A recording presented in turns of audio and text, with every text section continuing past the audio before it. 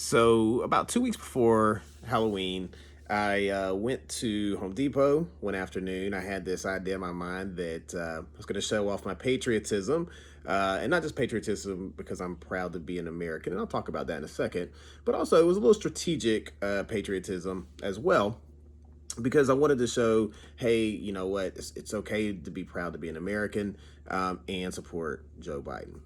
So my plan when I went on that beautiful fall day was, hey, I'll go to Home Depot, I'll get the American flag. The next day or the next day I was off, I would go to the local Democratic office, get my Biden, Kamala yard sign and post them back up to say like, hey, proud to be an American, hey, vote for Joe Biden. Well, the flag I got because it was right down the road, and I was there to buy Halloween decorations anyway. The yard sign didn't get because procrastination got the best of me again. Yeah, I was pretty much undefeated in my life, but I can accept that because I have no other choice. And you know, I'll get past it one day, but obviously not today. So I bought my American flag, brought it home, had my Halloween decorations, put them up. Didn't want to put the American flag up right beside the Halloween decorations. I thought that would be tacky. The goblin that flew behind the spider web in front of my house and swayed back and forth in the wind for several weeks, not tacky. An American flag beside that felt tacky. So I waited, but I was very excited to put my flag up all the same. So the day after Halloween, I go put the flag up and immediately felt self-conscious. Now, part of the reason I felt self-conscious is because a couple of days before I had told one of my friends, I said, hey, I bought an American flag and I'm going to hang it up. Same thing I just told you. And he's like, man, I would never do that. And I get where he's coming from. At least where I'm at, you know, the American flag, flying the American flag, seems like it's almost been co-opted by Republicans and conservative Republicans. Oftentimes you see the big truck with two of three flags flying behind it, or two of four, if I'm being honest. It's some combination of these four flags. One, the American flag. Two, the bastardized American flag, where it's now the Blue Lives Matter flag. Number three, the yellow Don't Tread on Me flag with a snake on it. And number four, the Confederate flag. And F it, while I'm at it, the Trump 2020 flag, right? So those are the five flags that people drive, typically behind their big trucks, sometimes behind their Jeeps, but you get the point. And so, you know, these are the folks I see most often with the flags on. And I didn't want people to think when I put my flag up that I was one of those. I didn't want people to look at me and be like, you know, hey, this dude's like Herschel Walker, you know, and I can't stress to you enough how sad really that is.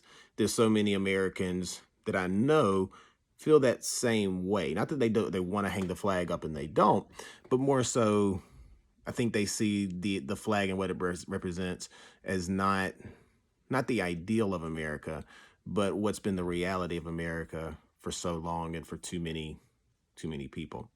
And so the days in between, you know, I was very excited to be able to put my flag up. Of course, I also thought I was going to buy the yard side in between. And again, didn't happen, but either way. So, you know, the days go by and I put my flag up a few days before Election Day. And, you know, I really start paying attention to the flag. Who has our flags? Driving through a neighborhood. Okay, they have a flag.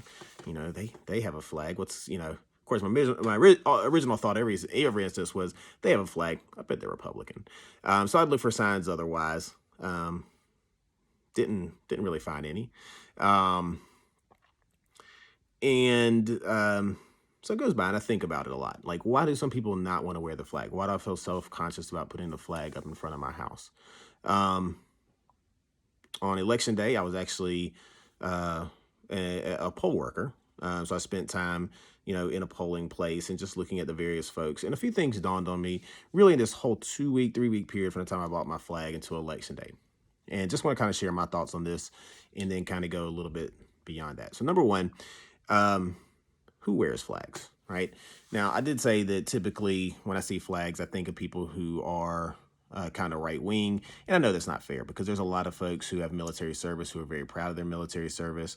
I know, you know, there are many people, especially, you know, people of all stripes, people of all races, religions, things like that, who have fought under the American flag, who served under the American flag, and are very proud of it. So I know that my experience here where I'm at is not doesn't speak for everybody everywhere, and I'll be the first to admit. But what I can speak for more than anything else is my experience. So the people I see around here who most likely to wear American flags, um, you know, right wing Republicans, white ring Republicans, moms and dads of all stripes who have kids that serve in the military. Beyond that, the group that I see that wears the flag and has more flag memorabilia on more than anybody else, honestly, is members of the Hispanic community. I see a ton of folks, ton of Hispanic people around me that have, flag bandana or stickers on their car or, shirts with a flag on it. Very, very common. Beyond that, first generation immigrants, so people who have come to this country from other countries, also, represent with the flag quite a bit. And when I thought about it, it does make sense to a certain degree. I think a lot of times, especially the white conservative people that I see with the flag, I think for the flag is what it represents to them. And I think for a lot of them, what it represents is the America that kind of that was great to them because of where it placed them in society, right? America has been a great experience for a lot of white people, and to no fault or no credit, to their own either. I can understand why some folks, especially, could come here and look at it and be like, yes, America is an exceptional country. Look at what it's done for me. And fair enough. For folks who are coming over, especially in the age of Trump, when you have a president who's very, has shared some very nativist views, it was always a little bit hard. I had to think about it a little bit harder to kind of put myself in the shoes of somebody of Hispanic descent who's coming to the country. But then I can honestly see it to where in America you can come and you have a real chance to be able to work and save. And all of a sudden, your kids are going to a good school, right? And your kids are able to graduate that good high school and go to college. And it doesn't take long for you to make that step from first generation labor of some sorts, and skilled, not skilled, doesn't matter. It's not crazy to make that jump from first generation to successful kids to successful grandkids. And I can understand that, especially if you come from a country where the amount of work that you put in, the amount of effort that you put in doesn't really matter as far as your prospects for the future. It's always going to be somewhat limited. And then, of course, anybody who's came here really from any country where, all those same things apply. Like you're coming somewhere that you believe in, you're choosing it. And then on the other side, I can say for a lot of folks, especially in my opinion, again, my opinion, my experience, a lot of Black people who look at the flag and see it totally different, not as a symbol of, what America could be or what America, at its best, but America at its worst. And if that's what you see when you see the flag, number one, freaking get it. I think that's an understandable connection to make because of the history. I think it was Langston Hughes that said something to the effect, and I'm going to butcher the line, but something to the effect of America never was, but always must be. And so when I see the flag, and what I think the flag represents is the promise of America, and the promise of the American ideal that all men are created equally. And we hear it so much that we don't even think about it anymore. All men are created equally. Yeah. Pursuit of life, pursuit of happiness. I get it. But really, philosophically, the idea that everybody here has equal worth, everybody under the eyes of God and under the eyes of this nation has equal worth. Now, we've never lived up to that, right? It's never been everybody's truly equal in this country. But I think that is a goal worth going for, because throughout everything, there's been no society in no country where I can say that Yes, this country has achieved equality, or this country has achieved, um, peace. There has been no Garden of Eden state, um,